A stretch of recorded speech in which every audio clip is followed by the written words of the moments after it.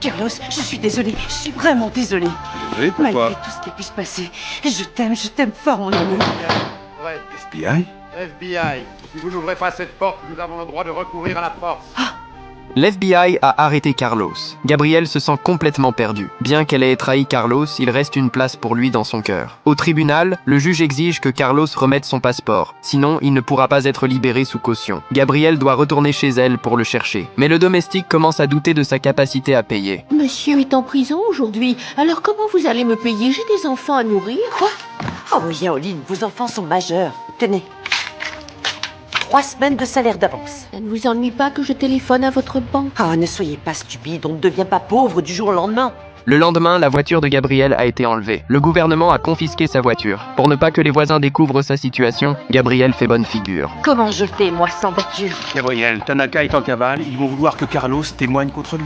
Ils emploient la manière forte. Alors si vous voulez mon avis, ça va continuer. Mais qu'est-ce qu'ils pourraient encore nous prendre? Pratiquement tout. Ils sont dans leur droit s'ils pensent que ça les mènera sur la piste de biens malhonnêtement acquis. Non, non, non. Gabrielle commence à paniquer. Les meubles précieux et les œuvres d'art chez elle, tous ont été achetés de sa propre poche. Elle ne permettra à personne de les prendre facilement. Son avocat lui propose une option. Salut Gabrielle. Salut, C'est quoi ce carton? ma porcelaine. Je sais qu'elle t'a toujours fait craquer. Et là, je me suis dit que tu pourrais avoir envie de me l'emprunter quelque temps. Quelle délicate attention. Je pourrais aussi entreposer 2 ou 3 trucs dans ton garage. Oui, tu n'auras qu'à venir demain matin. Oh, mais le plus tôt sera le mieux.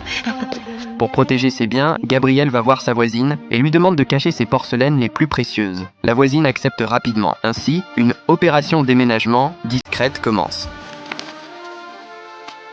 Allô? Oui, tout à fait. Oui, c'est mon époux. Regardant la pièce vide, Gabrielle ressent un vide inexplicable dans son cœur. Elle commence à ressentir la nostalgie de Carlos. Soudain, la sonnerie de la porte retentit. C'était une équipe d'agents de la loi. Madame Solis, nous avons un mandat et l'ordre de procéder à la saisie de tout bien susceptible d'avoir été acquis de manière illégale. C'est très zen, notre déco.